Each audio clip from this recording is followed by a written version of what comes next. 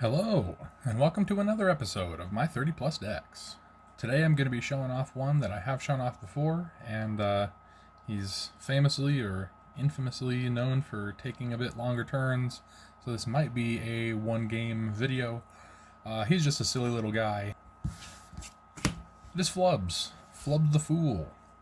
So he is, what is that color combo? I'm not even going to worry about it. One green, one blue, one red. Timur. There it is. 0/5 Frog Scout. You may play an additional land on each of your turns. Whenever you play a land or cast a spell, draw a card if you have no cards in hand. Otherwise, discard a card. So this card is very interesting. You're trying to get to a point where you have one or no cards in your hand. If you have two cards in your hand, you play one, you discard the other, and you're out of gas. One of the things about this deck is I have maybe 4 cost as the most expensive thing, possibly 5 cost. There's a whole lot of 3 cost, 2 cost, 1 cost in the deck to have it where if I draw a card, I can play that card, and then I draw another card, and I can play that card, and then I can draw another card, and then I can play that card. I call that flubbing. Flubs the Fool. He flubs around. He knows exactly where he's going, and exactly how he isn't getting there. So we just do what we can with flubs. In the long run, I know that there are things where he can potentially be unblockable and be dealing damage equal to his toughness. There's also things, I don't think that it specifically profits eidetic memory, but there's other things like it where or maybe I can just give him power equal to cards I've drawn. Something like that. If I had a profits eidetic memory, it's either in this deck or, I don't know, maybe Volo. Either way. It's something where it's flubs can get big and then be dealing damage equal to toughness, and that's the basics of it. I have made a couple of changes to this deck recently. The ones that I'm excited about are Eruth. I can't remember the full name of the card, but it's Eruth. It's something where whenever you draw a card, you can instead exile the top 2 and cast those this turn. So if you're at no cards in your hand, and Flubs says, hey, you cast a card, you draw a card, because of no cards in your hand, then instead you exile the top 2 and you stay at no cards in hand. You can just keep on casting spells from as long as you can go, and sadly the ones that you can't cast will get exiled, but that's Flubs. Anyways, let's just jump right in. I have a hand.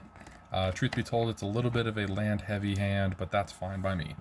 Let's go to turn 1, and I will draw. That changes my turn 1. Yeah. Let's go Forest. I'll tap that for a green, and I just drew a Utopia Sprawl. So I will... I'll say green. Honestly, I know that that's what I like in this deck. Let's go to turn 2. Untap and draw. I will go with this Frontier Bivouac, which was going to be my turn 1. Then I'll tap this for 2 green and play an Ornithopter of Paradise. Let's go to turn 3. Untap. And I will draw. Let's go ahead and play this Game Trail. And I will reveal this Forest so that it does not enter tapped. That will be 1, 2, 3 for Dryad of the Elysian Grove. I may play lands, an additional land on each of my turn, and lands I control are every basic land type in addition to their other types. So then I will, as my additional land for the turn, I will play that Forest that I revealed.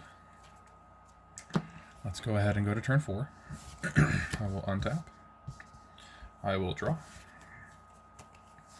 Very cool. Let's go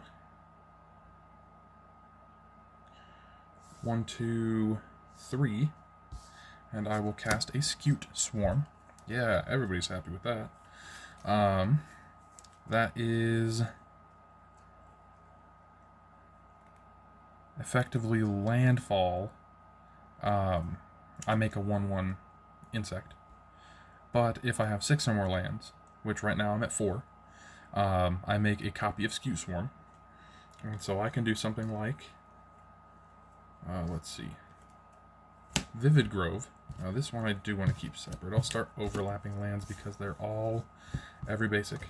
So Vivid Grove, but that enters with 2 charge counters on it. That will make an insect.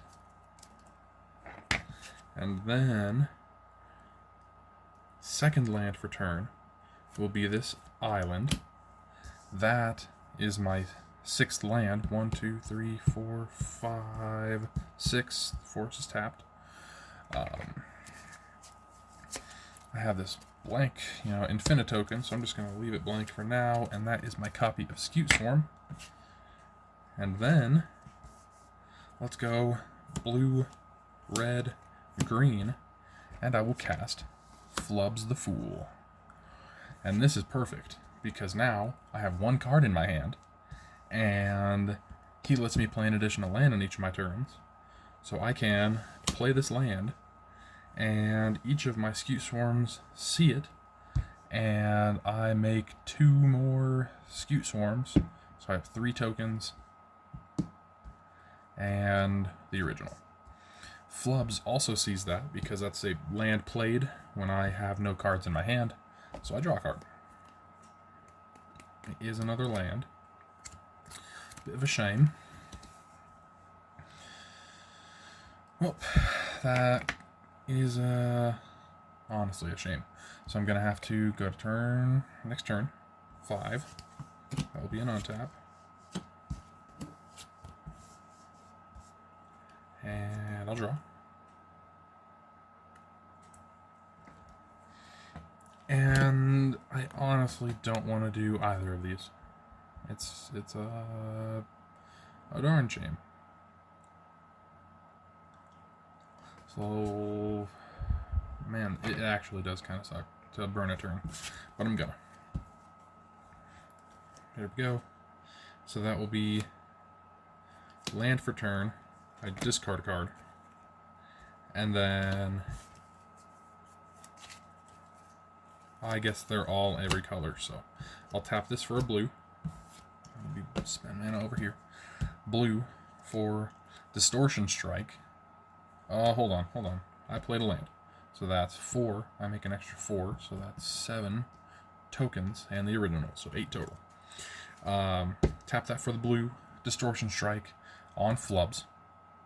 That is +1/+0 and unblockable until the end of turn. That is cast from my hand, so I exile it as it resolves. Cast for free on my next upkeep. I will draw a card because I have no cards in hand. I will play a land because that was my... let's see, I have to keep track. I can in total play 3 lands. That was so far my 2nd. I don't know, something like that.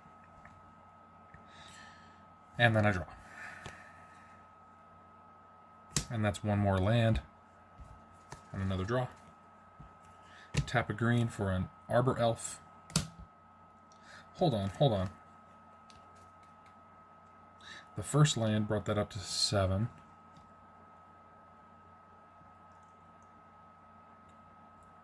Or no. Yeah, because it was 3. So then up to 7 for the first one. The second one would be up another 8, so up to 15. And then that one that I just played as the third one is 16, so that'd be 32. 31 tokens. Man, so many triggers in this deck. But that's the fun part, right? Tapping that green for the Arbor Elf. There we go. And drawing a card from it. And drew into a land, so that's not great. But here's what kind of works. Sure, I can swing with flubs. I can't swing with my scutes. Flubs, that would just be 1 damage unblockable. Let's go to turn 7. Untap. Upkeep nothing. Nope, upkeep something. Beginning of my next upkeep, I will recast that. So Distortion Strike on Flubs. On cast, I discard a card. And now I'm top decking. And then I will draw for the turn. Okay. 1, 2, 3. 4. That's right. 1, 2, 3. Rites of Flourishing. On cast, I draw. At the beginning of each player's draw step, they draw an additional card. Each player may play an additional land on each of their turns, so I can play 4 lands total. And I have played none this turn. I drew into a Strike It Rich, so 1 red, since it's every basic land type, and Strike It Rich. On cast, I draw a card, and as it resolves, I make a treasure. That's also a great one because it has flashback. That will be land for turn. And that is first land, which is 32. So that's making 1, 2, and then 30. So I'm up to 64. Playing that land draws me a card. Alright. Let's go 1, 2, 3. That's a red and 2. Casting Glimpse the Impossible. On cast, I draw a card. And then it says exile the top 3 cards. So that's exiled, exiled, exiled. Ooh. I may play those cards this turn at the beginning of the next end step. If any of those cards remain exiled, put them in my graveyard and make a 0/1 Eldrazi spawn for each card put into my graveyard this way. They have the sacrifice for a colorless.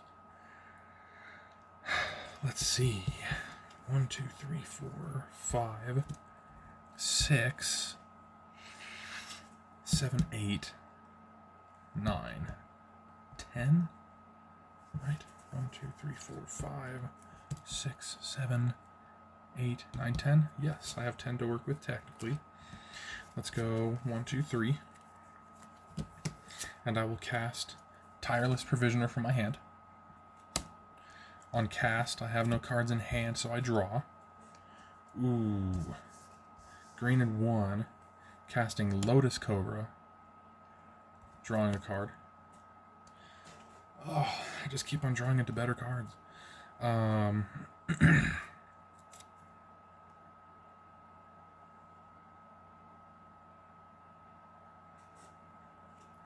I will tap Arbor Elf to untap this forest. I will tap it for blue. The Utopia Sprawl has me add green. Ornithopter Paradise for red. Timur Ascendancy. Creatures I control have haste. And whenever another creature with power 4 or greater enters, I draw a card. May draw a card. Casting that, I draw. There we go.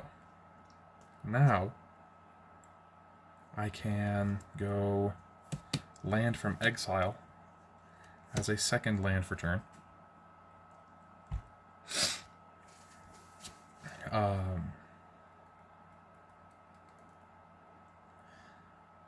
That land for turn, that's 64. So 1, 2, 3, 4, and that's 60. It makes that 120. So that's 128. Landfall also triggers for Lotus Cobra. So I add another green. I'll use that green and this green to cast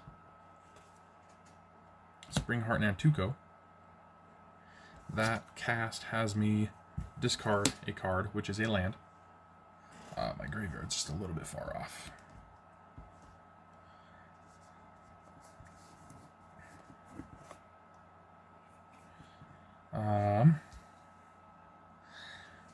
let's see. I still have the aqueous form.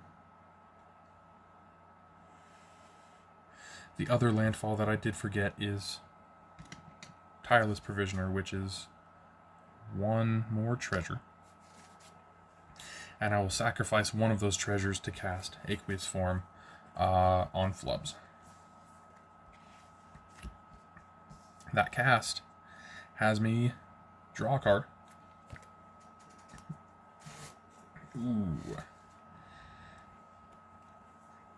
Well, it is a land. So let's go land for turn. That is my third land for the turn. That is... You know, I didn't bestow Springheart Nantuko to anything. And truth be told, I don't always bestow it to anything. In this instance, Tireless Provisioner came first, so I will have bestowed it onto Tireless Provisioner. That landfall does trigger that treasure, but I will not have it trigger the copy, so I will make another insect. I would rather keep on flubbing if I can. That land for the turn is also going to be 1 green mana from Lotus Cobra, and it's going to be doubling my scutes to, let's see, it's 8, so that's bam, and then 120, 256.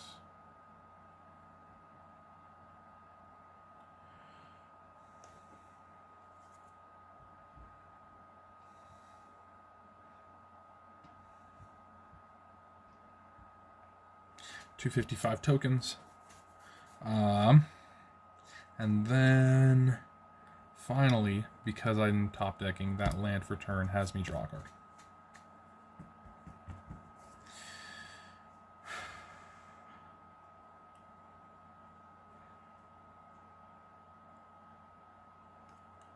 Ooh. I think I'm just 1 mana short.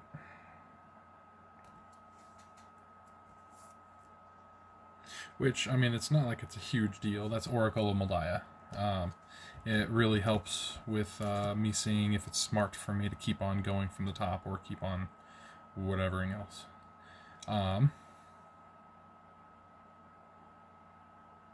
Let's see. I could use this floating plus the 2 treasures to cast Strike It Rich, but that I think would mess things up more than anything.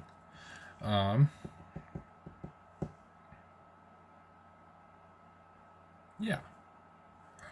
I think that at this point, silly enough, I can just use my 255 tokens of Scute Swarm, since they all have haste from Timur Ascendancy. I'll just swing with those and possibly just win. Yeah. That was almost 20 minutes on one flubbing video. That is what I'm talking about. Yeah, Flubs is honestly freaking awesome.